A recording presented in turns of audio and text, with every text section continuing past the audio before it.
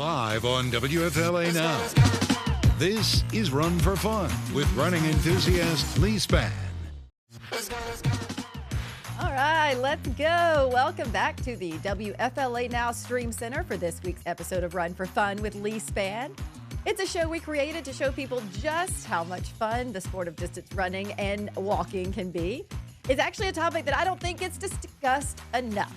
You hear people talking about running to lose weight or running to win races and get faster, but let's focus on the joy that it brings. I am the host, Max Defender 8 meteorologist Leigh Spann. I'm here at WFLA in Tampa, but I've been running consistently now for about 12 years. In fact, I just had my 10-year anniversary of my first marathon, which I will definitely tell you those last 6 miles were not fun of that first marathon, but push through it. And then the longer I run, the more fun it continues. So I've kept at it. I continue to find the joy. And so this show is just designed to help other people find that joy. And we've been doing that a lot by helping to create a little community in our Run for Fun virtual running group. Now, it's on the app Strava. And so if you download the app, it's free.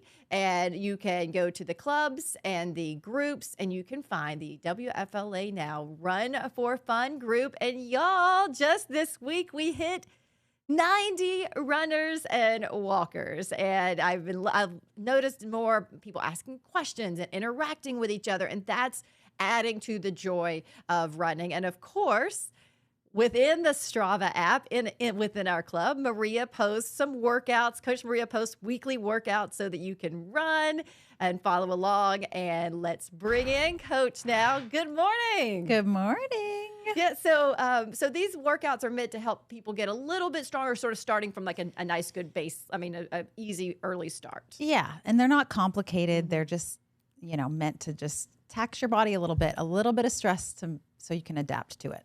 And certainly not every day running at the top of your ability. That's sort of the main thing that we talk about, because it's not going to be, you're not going to keep doing it if it hurts and you're constantly exhausted. Yeah. So some days should really be a rest day, or should be fun and just a nice, slow run. And honestly, we just got to find the balance, right? Yeah. And last week's episode, we talked about, our topic was running in the dark, because the time had just changed. And, that meant a lot more people having to be in the dark before work. And I also kind of used my weather know-how to explain the reason why it's the coolest time of the day, typically, right at sunrise. And our friend Tracy chimed in, and she said, Leigh is talking about our moment of coolness at sunrise. And she said, we live for those minutes, because when you're running in the summer, even a couple of minutes of coolness is needed. And that explanation that you gave last week was so good. But what is it crepuscular? Is that the right word? Oh, crepuscular rays. So that's where it looks like the rays are coming up out of the horizon. Okay, so I have to tell you that Luke loves that word. Okay, and he feels like that word just makes him so smart. So when I told him last week, we talked about the beginning race, like, did you talk about crepusculars? I was like, oh, I didn't ask, but I told him I'd ask this week. Well, those are the words you can really, where if you were drawing a sun, that's when you would see the little rays coming out. That's the crepuscular rays. Are those the ones that heat up the ground? So no. So again, nothing coming from the sun will actually heat up the air.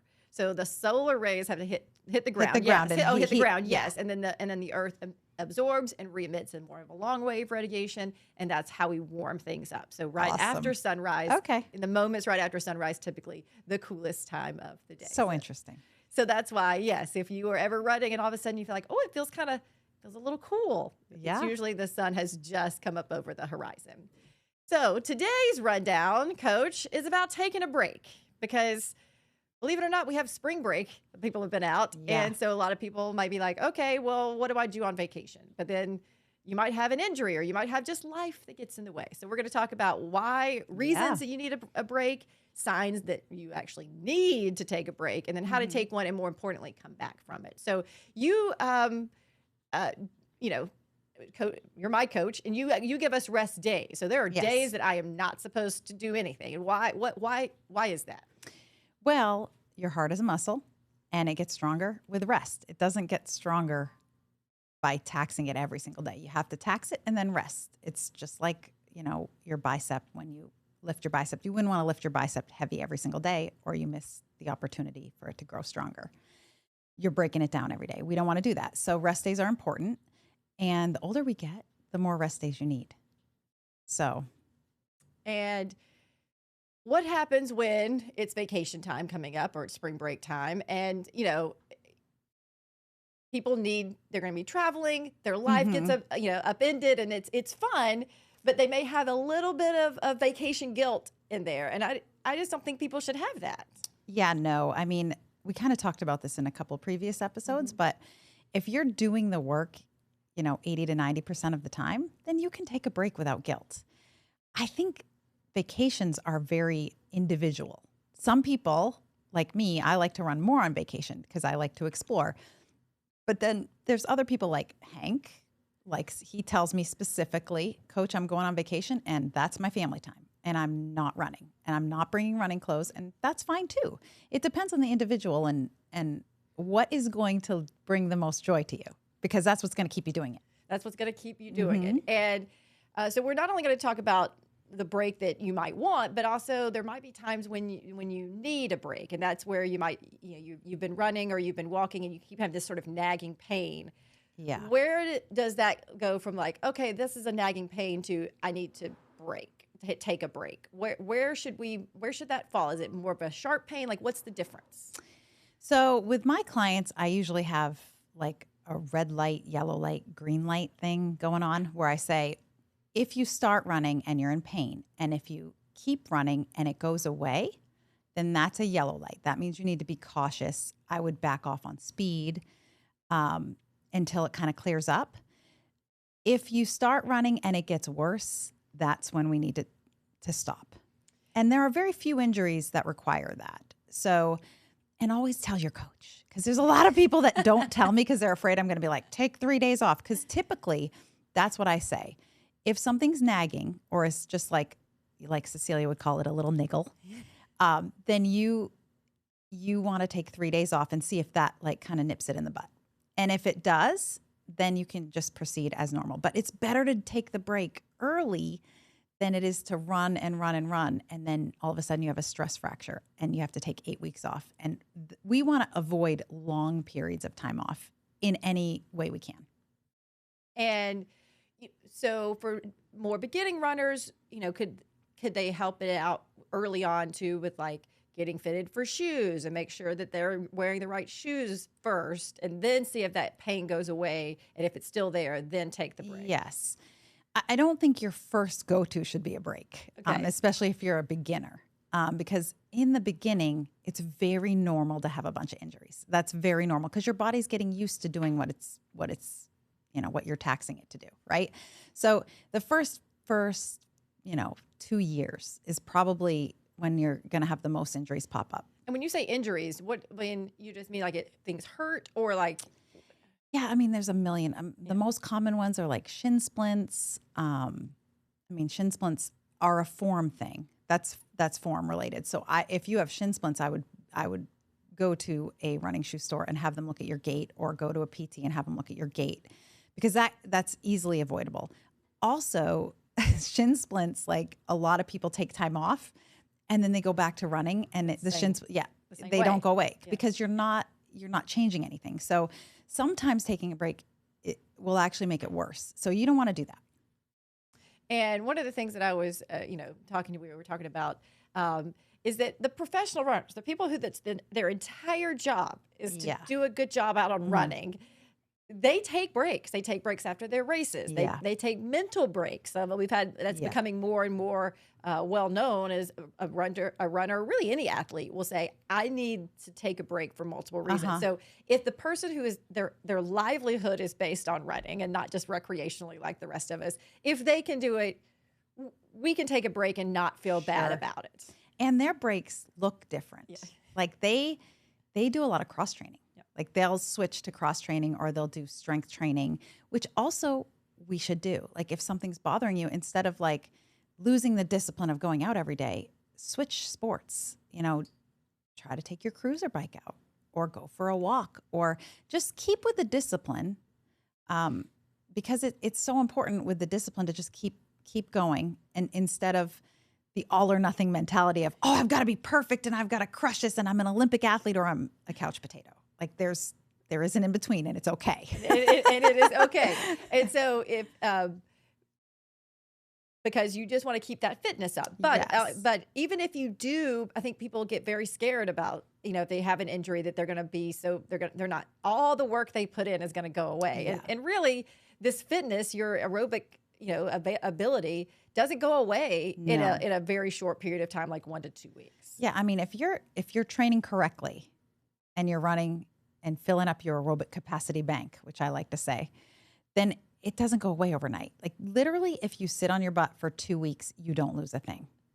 After 2 weeks, and I'm talking about sitting on your butt doing nothing, right? Like not cross training or anything, which I would never recommend. I always think you should cross train. But if you're cross training, you lose nothing. But after sitting on your butt for 2 weeks, you lose about 10% a week after that, so if you have to take 6 weeks off, it should take you roughly 6 weeks to get back to where you were before you got hurt. And, but in that time that, it does, not only are you letting your body recover if it's an injury, but maybe by doing the cross training and giving your mind a rest too, you're going to re-find the joy in the run. And maybe you were doing it so consistently, you'd sort of forgotten about the joy. And then when it was taken away from you, you find that love again. Well, and I always like to tell the story of my second marathon. I was trying to qualify for Boston. I was crazy, but I went and ran Jacksonville, Florida, and it was very hot, and I went out way too fast, and I didn't recover well from that. But I was pretty much hell-bent on trying to qualify for Boston again because I knew I could do it. And instead of taking a break, I signed up for the Mercedes Marathon 6 weeks later. And instead of taking a break, I went out and ran a 10-mile run, like 2 miles, two weeks after my marathon, and ended up with a stress fracture, which put me out for 8 weeks. And it was the first time where I really realized, like, man, if I had just taken a break and I could have done it a little bit later and I would have been a lot more ready and I wouldn't have to take this time off. It was the first time where I was just like, oh, this is awful. Now, that being said, I spent 8 weeks cross-training like a crazy person. Like I swam, I biked, I walked, I did strength training, and actually 8 weeks, I had to take 8 weeks off of running, and I went and ran a 5K, and I was only 20 seconds off my PR 5K. So you don't lose that much as long as you keep the fitness going. But if you have to take 8 weeks off and you're sitting on your butt doing nothing, then it is harder to get back into. And we don't want to do that. We want to avoid that at all costs. Right. Because even if if you're out on your vacation and you're walking on the beach with your family, that's still, you're still doing something. So just because it's not the same, you put on your watch and you run for 30 minutes, maybe you guys took a bike ride or it's all those things are part of fitness, just because it's not the pounding on the pavement for 35 minutes or whatever it is that you do every day. Just know that your vacation can still be fun. Your time off from the rigors of training or the rigors of running can still be fun and can still bring you fitness. Absolutely. I kind of have this like weird thing that I do in my head where I'm like, oh, everybody has a certain amount of miles in their life, right? Like we don't know what it is before we can't do it anymore. Like it could be 80, it could be 60. You just never know. But if you have to take a break and you're cross training, I'm like, oh, I'm putting these miles like in the back for later. Like I'm not using them all up right away, right? Saving the miles. I'm saving them for later in life. Just a heads up. Let's see. It's Pickles. Pickles, are you going to join us? My dog has jumped up and apparently wants to talk. Well, I really would appreciate it, Pickles, because I'm kind of lonely over here by myself since we don't have any guests. Yeah, we usually have a third guest, and she's like, there's usually someone sitting over here. But anyways, that's my dog, Pickles. Pickles. If Pickles. You're just listening to the podcast and you don't know anything about WFLA, so I have a rescue dog named Pickles, and we go to the Humane Society every week, and she has a Pickles pick where we go and we meet an animal, and we showcase that animal on TV to hopefully get it adopted, which right now we're at a 100% success rate on that. And she gets to come to work with me on Tuesdays, and apparently she also wanted to be part of our little podcast. So that's why That's why we're talking about Pickles. And but now she's jumped down, or maybe she's just sleeping. Sleeping in the podcast chair. That's fine. That's perfect. So, that's funny. So we want to talk a little bit now about after the break, because as we talked about that your muscles, we talked about this before, your muscles do have a memory. I mean, we're talking like even if you are a high school runner, ran for, with your lacrosse team, there is some memory in there for years. Yes. You just have to be careful about when you start back up. But if you've taken just like a couple weeks, it's more scary than anything. It's scary mentally, but it shouldn't be. I can't tell you how many times somebody's been like, I can't take a week off, coach. And typically I'll do it like if they're starting an injury and they're getting close to a race, I'm like, okay, guys, now it's better to just rest and heal the injury. In a taper, sometimes we do that.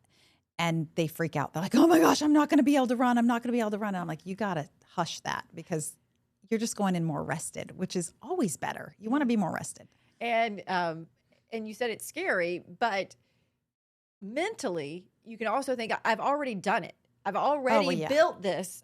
I started from scratch and I built it to here. So now I took a little break and maybe I am down here, but I know, I mean, I've already done it. It's like mentally, sure. I can rely on that as my body can do this. I just got to get out there and do it. And it's about expectations. Like you got to know, okay, this is going to feel, my legs are going to feel a little stale. Yeah. Because if you don't run for a little while, your legs feel stale, and you should just know that, and it'll be over in a mile. Right. And then celebrate those small victories. Yes. Right. I mean, because you're not going to be at the exact same place you were. I mean, especially if you took, more significant time off, but maybe you can keep your heart rate down, or maybe you went a little farther than you went yesterday. I mean, because it can be scary to come back and where you've already been and now you're not there anymore. Yeah. It can be easy to be sad about that. I'm not where I was, but each little step, each little victory to get you back to there and even further, because maybe that actually means that you're healthy now, should be celebrated. Yeah. And I think the biggest mistake people make when they come back is if you've taken any amount of time off, like longer than 6 weeks, they try to hit the times they used to hit on the track. And I actually see it a lot with like semi-professional runners. They'll I call it the glory days. They remember the times they used to hit on the track in their 30s. And so they're like, oh, I can hit those times again. Well, yeah, you can hit those times again, but you need to train the runner you are today, not the runner you were, because then you're just going to get injured again. And then if you get injured again, you have to take another break. So we want to avoid that. So if you're always training where you are now, as opposed to where you're going, then you get physically fit. And that's all we want, is physical fitness, right? Yeah. I mean, again, we can look to the professional athletes for what they're doing, but we are not getting paid to do this. So so start slow, build it back up, because I mean, there's nobody out there. I mean, the professional runners have clauses in their contract that they have to be good. And all we have to do is, we have nothing to prove to anybody. I mean, we just had to get out there and be the best. And be easy on yourself. You gotta give yourself some grace. You can't go on the track and say, and trust me, I've done this a million times. I get on the track, well, I used to hit this. I could hit this. Why can't I hit this now? But that's detrimental, and that's going to steal your joy. So don't compare yourself to your former uninjured self. Try to keep your head in the game and try to do what makes you feel good, because you're going to stay with it longer. Like, the goal is long-term health. The goal is not be an Olympic athlete and then take a big break for 2 years, and then be an Olympic athlete and then take a break for 2 years. That's not sustainable. We want to keep our running life sustainable. Yeah. Looking at the big picture, if you're looking at the 90 years that you might be able to run, then the 2 or 3 weeks, or even the 2 or 3 days that you're stressed out about not running, or that you took off, women often have to take off time off when they're, pregnant or having had babies. And that may make it really scary when you come back. But remember, there's 90 years. So that little time is nothing when you think about, being a healthy life, not trying to, count every run as so diligently. Yeah. And if you actually do it right, you can come back stronger. I mean, I didn't run with either one of my pregnancies. I couldn't. I was just uncomfortable. had to go to the bathroom every 2 seconds. So I literally did not run with either one of my babies. But I came back stronger after. Sometimes your body needs a little reset, and that's okay. I mean, the goal is long-term running, so it's okay. And when people come back from a break and it hurts, and, are there any stretches, anything like that they can be doing so that their hip flexors are going to be a lot stiffer, their calves may hurt a little more? I mean, you should be stretching anyway before you go to bed at night. I was supposed to be doing that. I think like when you come back at the right pace, and you're not, you come back easier, you come back less, like you're not doing your normal 5 miles a day. You come back only running 2, and you allow your body to adapt back to it. You shouldn't have a lot of pain. Like, pain is there to tell you this is not okay. I want you to listen to that. Like, I don't want you to push through pain. That's terrible. Also doesn't make it fun. No. And and we want it to be fun. I'm not going to, and actually even the hard workouts when they hurt, if you're training correctly, those are fun. Like, it's fun in a different way. There's type an 2 endorphin. fun. Yeah, there's an endorphin afterwards that Yes. while I'm cursing Coach's name, running the running. I mean, I have literally had runners like run by me and flip me off. Kendra literally ran by me and flipped me off one day. And this hurts right now. Yeah.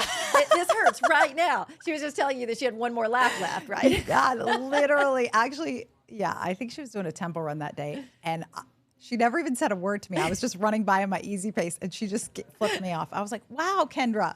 Like, Kendra's such a even keel human, and she just... That's what happens. Yeah, it does happen. But I'm sure she probably afterwards was like, this is amazing, and it's still fun. Like, if you're going to the well to get stronger, and you're not doing it too much, it is fun.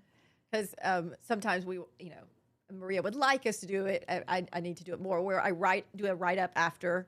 I don't do it a whole lot, but it never fails. Is that I'm like, okay, I'm going to write about how tough this was, and I start the write up, and it's like, but I feel really good and really strong about how I did that. I was like, wait a minute, I was going to tell her about how hard this was, and somehow I ended up saying, well, I'm really proud of myself, or this was hard, and I'm glad I had to do it. So I mean, it feels good to do something hard. Yes. It feels good, just not all the time. Not all the time.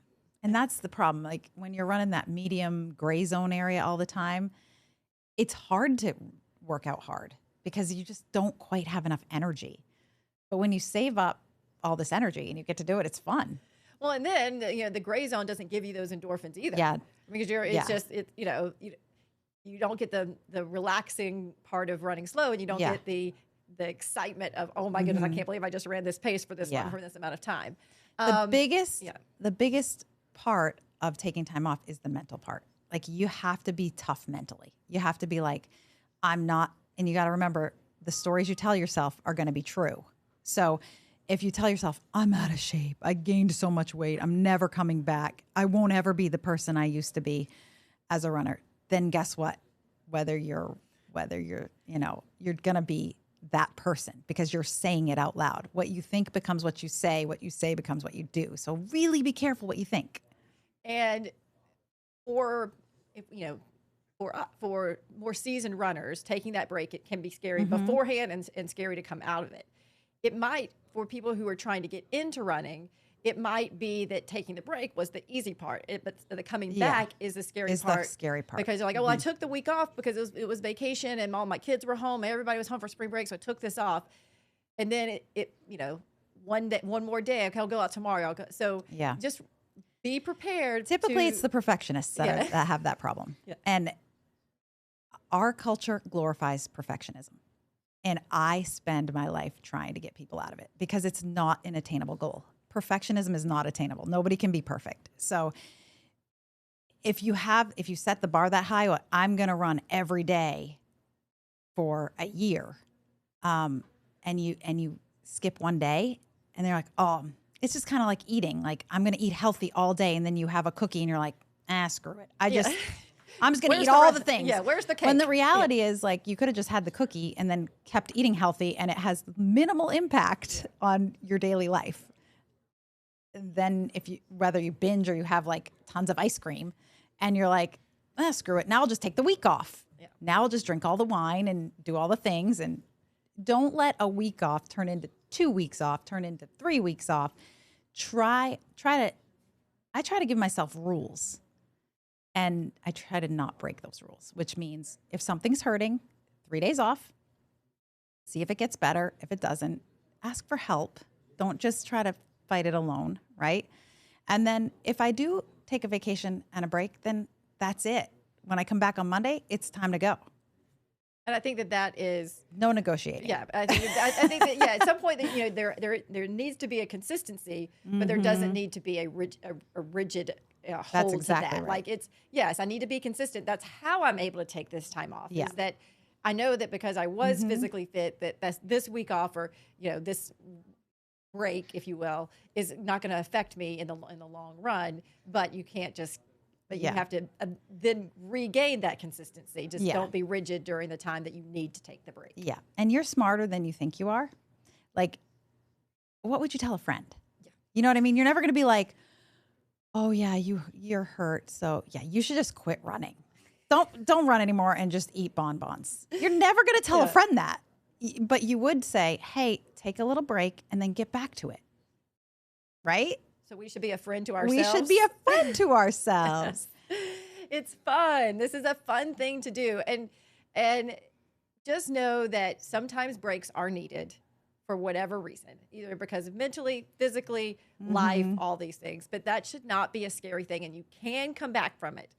You most certainly can. Yeah. And it's just, if you just give yourself some grace. Yeah. And when you're in the break, don't just not think about it. Like, take a break and think about why you're in the situation. Like, I always run through the checklist, like, especially when somebody's feeling burned out, because that's a typical time when everybody's like, I need a break. I'm like, well, do you need a break? Because burnout usually happens when you're doing something not right.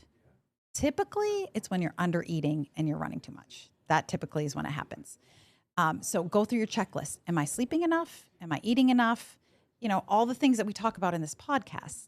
Go through your checklist. And then if you're doing all the right things, then you probably need a break, right? If you can check something off, oh, my sleep's been bad, then work on your sleep during your break or work on your food during your break. Don't just take a break and expect it to get better. Yes. Just sitting on the couch watching Netflix. Yeah. Yes, your body may heal, but whatever got you to the point didn't change. So there's to be some self-reflection here. Yes, it could even be expectations. Like, I've spent all this time training for this race and it didn't go the way that I wanted, and now I'm going to throw a fit. And I'm going to be, when the reality of life is, and we've talked about this many times, is that you can do all the right things, the quote unquote right things, and your outcome might not be what you want it to be. And if your expectations are more than just a time or a, effort or whatever it is, if you can manage your expectations better, it's a lot healthier. Yes, because it is easy to get into that. Maria's favorite phrase, and one of her favorite phrases, she has a lot of them, is that don't let perfect be the enemy of good. Yes. Like, just because you had been so good for so long and then you had to take a break because your parents came into town, your kids came into town, and they needed to go, your life got crazy. It's okay. You can just pick right back up and back to your consistency. But because you're consistent, it's okay to take these little, let life happen sometimes. Yeah, and if you're training for something, you need a break after. Like, even if the outcome, even if the outcome is not what you wanted, you still need a break. I hate to say that, but you still need a break. You can't just be Maria and go sign up for another marathon in 6 weeks and be like, screw that, because it's going to come to bite you in the butt. I think that it's especially helpful coming from a coach now who did the wrong thing. And I've done all the wrong things. That's only why I know what I'm doing now. And I think that's how, the podcast, we're hoping can learn from Maria's mistakes. Yes, we can just talk about how dumb I was in training back in the day. As I said at the top of this episode, I did not work with Maria during that first marathon 10 years ago. And I ran every day the exact same speed, and I just got more and more miles running at the exact same speed. And then I gotten up to a 20-miler, that exact same speed. I'm like, I am ready. So I got on my race and I ran 20 miles great and then fell off. The wheels just came right off. And It happens so many times. I don't know how many rest days I took, but not many. And I'm sure I didn't eat enough during the race. I didn't know. I knew you were supposed to eat some, but like I think I had like a packet of the jelly beans, like one packet holy of cow. jelly beans. So yeah, the wheels came off. But now I get to learn how to do it better, and that makes it more fun because those 6 miles were just not fun. And so when you know better, you do better. And that's partly why you've been running for 12 years. Yeah. Like that's the cool part. When you learn how to do it correctly, then it's not, and that's not to say that you're not going to get in any injuries. Like running is a sport where we are very injury prone. Like I think it's like 80% of people get injured. And if you have a coach, it just brings it down to 60%. So yay, 60%. Yeah. Like that's still pretty awful. It's the same as CrossFit actually. We have the same, Really? we have the same injury rate as CrossFit, which is so funny because people are like, don't do CrossFit, you're going to get hurt. But now we're running and actually, I think if you do CrossFit correctly too, you're likely less injuries. Yeah, but a lot of it is if you do it incorrectly for a long period of time.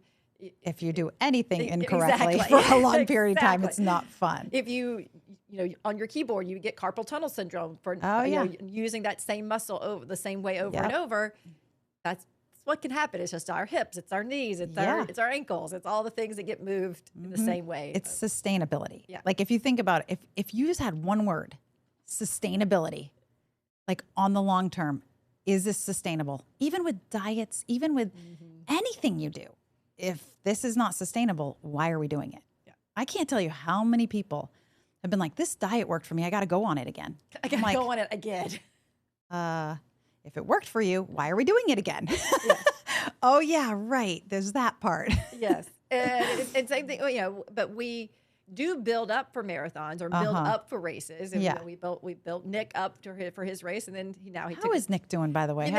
He said that his girlfriend's roommate is going to run his next race with him. He said that's why he's waiting to do the next one is because she wants to run and she's out of town right now. Okay, that's fair. So I did check in with him, so he's still running, and we will check after he does his next race. Nick, we miss you. We do miss Nick, although he is enjoying sleeping, I think, because this was always keeping him up. Yeah. But a marathon training is not sustainable for and it shouldn't 12 months out of the year. I mean, you build up, and then I get to take that break that I like. Yeah, but you're like my exception to the rule, and I love that about you, Leigh. But sometimes I'm like, because you're in the best shape of your life when you're training for a marathon. You really are.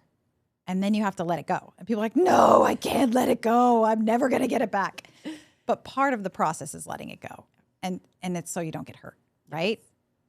26 days after a marathon. 26 days after that doesn't mean sit on your butt for 26 days, but it means no speed. Yes. So, let your muscles, let your brain, let your body relax, cool down, and recover. give your body some credit. It'll come back. Yeah. Stronger. That's our whole taking a break, that it is actually needed. Don't feel like that you've somehow done something wrong because you want to you want or need a break. But the important thing is how to come back. And that's what hopefully we've to make sure that your breaks aren't too much. Right. Because I do have some athletes that listen to their body too much. I can't tell you that I've been running for since I was 19. How old am I? That's 23 years now, 24 years. I hurt a lot of days. Yeah. I'm just going to be honest. You should watch me walk down the stairs. It's just from running, So you don't need a break just because you're a little ouchy. Yeah. Right. And that discipline is important. It is important too. Because there is that, again, we talked about, you can be not so rigid as long as you are consistent. Yes. And the biggest thing is with depression. People think I'm depressed, I need to take a break. And I would argue that is the last thing you need to do when you are depressed. The act of getting out, even if it's a walk, is going to help your depression as opposed to laying in bed. Well, Coach, I think it's time for us to take a break from the podcast for this week. And thank you for helping us get back into things from the break, but also helping us learn when to take a break. So Don't be hard on yourself. Please be nice. Be nice. All right. Thanks, everybody. All right. And we'll see you again on Tuesday of next week.